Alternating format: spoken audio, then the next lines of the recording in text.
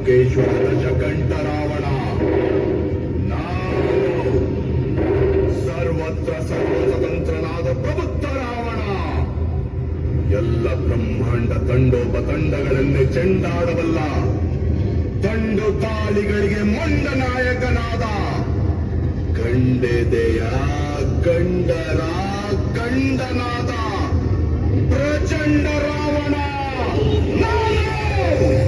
ಪ್ರಚಂಡ ರಾವಣ.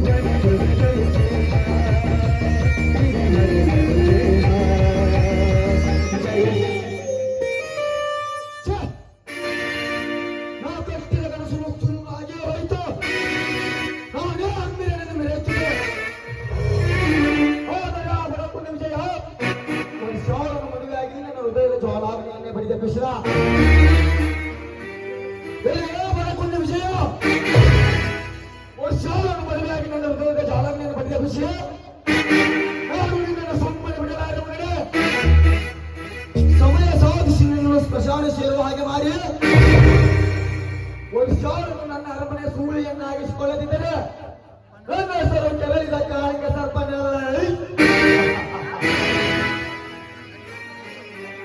ಓಹೋ, ಜಯಸಿಂಹ ಇತ್ತ ಕಡೆಗೆ ಬರ್ತಾ ಇದ್ದಾನ. ಬರಲಿ ಬರಲಿ, ಒಂದು ಮುಖ್ಯವಾದ ವಿಚಾರ ಮಾತನಾಡುವುದು.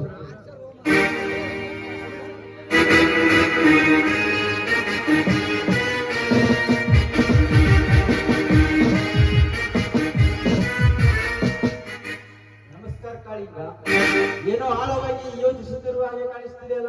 ನಮಸ್ಕಾರ ಬಾಜಯಸಿಂಹ, ಒಂದು ಮುಖ್ಯವಾದ ವಿಚಾರ ನಿನ್ನ ಹತ್ರ ಮಾತನಾಡುವುದಿದೆ. ಅದೇನದು ಹೇಳು ಕಾಳಿಂಗ. ಆ ಬಡಕುನಿ ಉದಯ ನಿನ್ನ ವೈವಾಹಿಕ ಜೀವನದ ಮನಸ್ಸು ಏನಾದರೂ ಕೆಡಿಸಿದೆಯಾ? ಸರಿಯಾಗಿ ಹೇಳಿದ್ದೀರಿ ಇನ್ಸ್ಪೆಕ್ಟರ್ ಸಾಹೇಬರೇ. ಅವರಿಬ್ಬರು ಬೇರೆ ಆಗಲೇಬೇಕು, ಸುಧಾನಂದ ಕುಟುಂಬ ಬೀದಿಗೆ ಬರಲೇಬೇಕು. ಅಂದಾಗ ನನ್ನ ಮನಸ್ಸಿಗೆ ಶಾಂತಿ. ಅದಕ್ಕೆ ಅಷ್ಟು ಚಿಂತೆ ಮಾಡ್ತಿ ಕಾಳಿಂಗ? ನಿನ್ನ ಸ್ನೇಹಿತ ನಾನಿರುವಾಗ ನಿನಗೆ ಅದರ ಚಿಂತೆ? ನಾನು ಏನಾದರೂ ಕಪಟ ನಾಟಕವಾಗಿ ಅವರ ಬಾಡಿಗೆ ಮುಳ್ಳಾಗಿ ಮೃತ್ಯುವಾಗಿ ಕಾಣಬೇಕು. ಅದರ ವ್ಯವಸ್ಥೆ ನಾನು ಮಾಡುತ್ತೇನೆ. ಇಲ್ಲದಿದ್ದರೆ ವಿಜಯನನ್ನು ಎನ್ಕೌಂಟರ್ ಮಾಡಿ ವರ್ಷಾಳನ್ನು ನಿನ್ನವನ್ನಾಗಿ ಮಾಡುತ್ತೇನೆ. Oh, good idea Jayasimha, good idea. Varsha ನನ್ನವರಾಗಬೇಕಾದ್ರೆ ವಿಜಯನ ಕೊಲೆಯಾಗಲೇಬೇಕು. ಅಂದಾಗ ಶಿವರಾಜನ ಸರ್ವ ಆಸ್ತಿ ವರ್ಷ ನನ್ನವರಾಗುವರು. ಈ ವಿಷಯ ಬಹಳ ಗುಟ್ಟಾಗಿರಲಿ.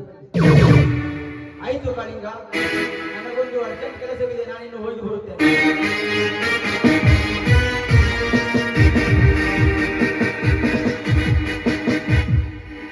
ನನ್ನ ಸ್ನೇಹಿತ ಜಯಸಿಂಹನ ಸಹಾಯವನ್ನು ಪಡೆದುಕೊಂಡು ಕುಂದಿ ವಿಜಯನ ಕೊಲೆಗೈದು ವರ್ಷಾలను ನನ್ನ ಅರಮನೆ ಸೂಳೆಯನ್ನಾಗಿಸಿಕೊಳ್ಳದಿದ್ದರೆ ನನ್ನ ಹೆಸರು ಕೆರಳಿದ ಕಾಳಿಂಗ ಸರ್ಪನೆ ಆಗಲಿ.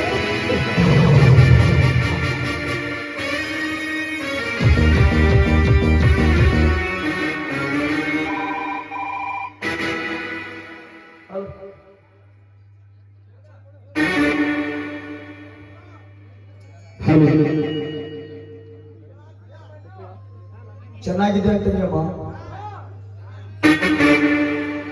ನಾನು ಚೆನ್ನಾಗಿದ್ದೇನೆ. ನೀನು ಹೇಗಿದ್ದೀಯಾ? ನಾನು ಚೆನ್ನಾಗಿದ್ದೇನೆ ಕಣಮ್ಮ. ಯಾವಾಗ ಬರುತ್ತೆ ಊರ ಅಂತ ಸುಬ್ರಯ್ಯ? ಪರೀಕ್ಷೆ ಮುಗಿಸ್ಕೊಂಡು ಆದಷ್ಟು ಬೇಗನೆ ಬರುತ್ತೇನೆ. ಹಾ ತಂಗಿ, ಚೆನ್ನಾಗಿ ಪರೀಕ್ಷೆ ಮುಗಿಸಿಕೊಂಡು ಆದಷ್ಟು ಬೇಗ ಊರ್ ಕಡೆ ಬಂದ್ರಮ್ಮ. ಓಕೆ ನಾ ಬಾಯ್ ಬಾಯ್.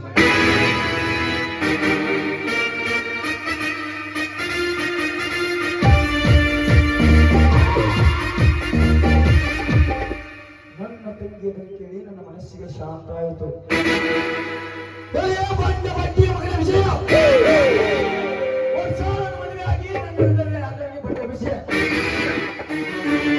ಸಮಯ ಸಾಧಿಸಿಕೊಂಡನ್ನು ನಿನ್ನ ಯಮಪೂರಕ್ಕೆ ಕಳುಹಿಸದಿದ್ದರೆ ನನ್ನ ಹೆಸರು ಕೆರಳಿದ ಕಾಳಿಂಗ ಸರ್ಪಣೆ ಅಲ್ಲ.